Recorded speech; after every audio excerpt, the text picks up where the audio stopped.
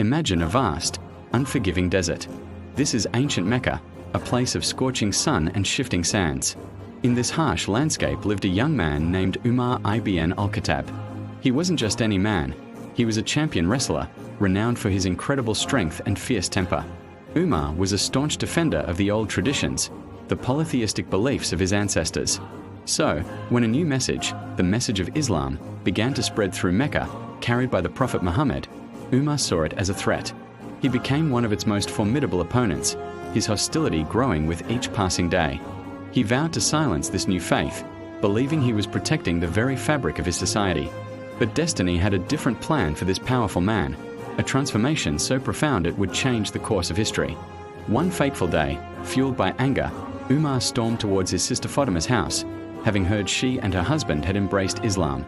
He burst in, furious, and confronted them. In the ensuing chaos, he struck his sister. Seeing her bleed, a wave of regret washed over him. It was in that moment of stillness that he saw the parchment she was holding. He asked to read it. The words he read were from Surah Taha, verses of the Quran. As the divine words flowed from his lips, something inside him shattered. The hardness in his heart melted away, replaced by a wave of awe and conviction. This was no mere poetry. This was the truth. In that room, the fierce opponent of Islam was reborn. He went straight to the Prophet Muhammad and, in front of everyone, declared his faith. The small, persecuted community of early Muslims suddenly had a new, powerful ally. His conversion wasn't quiet. It was a thunderclap that gave courage to the believers, allowing them to pray openly at the Kaaba for the first time. From that moment on, Umar became a shadow to the Prophet Muhammad, a pillar of strength and unwavering support. He was there during the most trying times, from the persecution in Mecca to the perilous Hijrah, the migration to Medina. In the heat of battle, whether at Badr or Uhud, Umar's courage was legendary. He wasn't just a warrior, he was a brilliant advisor. The Prophet valued his opinion deeply, and Umar's keen sense of justice and straightforward nature earned him the title Al-Faruq, the one who distinguishes between right and wrong. His wisdom was sought, his counsel respected. He was never afraid to speak his mind, always prioritizing the truth and the well-being of the community.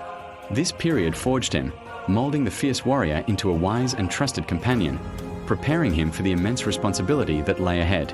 He stood by the Prophet, learning, absorbing, and embodying the principles of justice, compassion, and leadership that would soon define his own era. After the Prophet's passing and the caliphate of Abu Bakr, the mantle of leadership fell upon Umar. As the second caliph, he inherited a young, growing state, and under his guidance, it would transform into a vast and influential empire. But Umar's focus wasn't just on expansion. His true genius lay in governance and administration. He was a nation builder. He established the Hijri calendar, which we still use today, creating a unified sense of time across the diverse lands. He organized a sophisticated system of taxation, ensuring the state's treasury was managed fairly and used for the public good. He introduced pensions, social welfare for the poor and needy, and created a formal army and police force. He understood that a great state wasn't just about territory. It was about systems, justice, and taking care of its people. His innovations laid the groundwork for a stable and prosperous society, a framework that would influence governance for centuries to come. Umar's leadership was defined by a profound sense of personal responsibility. He famously said, "If a mule trips in Iraq, I am afraid that God will ask me why I did not pave the road for it." This wasn't just a saying, it was his guiding principle. He was the leader of a vast empire, yet he lived a life of incredible simplicity and humility. He would often be seen walking the streets of Medina at night, his face veiled, personally checking on the condition of his people.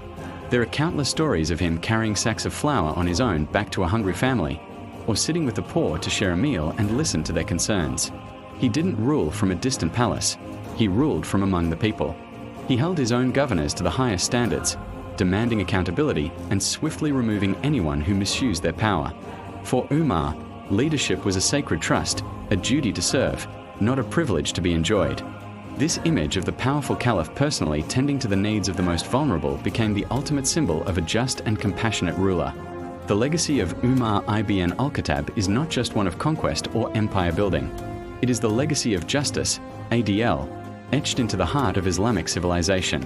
His reign established a blueprint for ethical governance, where the ruler is the servant of the people, where accountability is paramount, and where the welfare of every citizen, regardless of their status, is the state's primary concern. His final days were a testament to his life. Even after being fatally wounded, his concern was for the future of the community, setting up a council to choose his successor.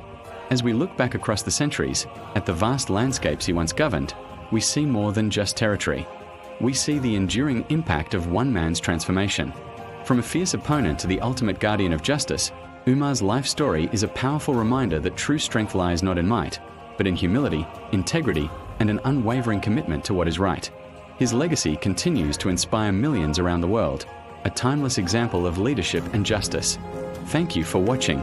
If you found this story inspiring, please like, share, and subscribe for more content.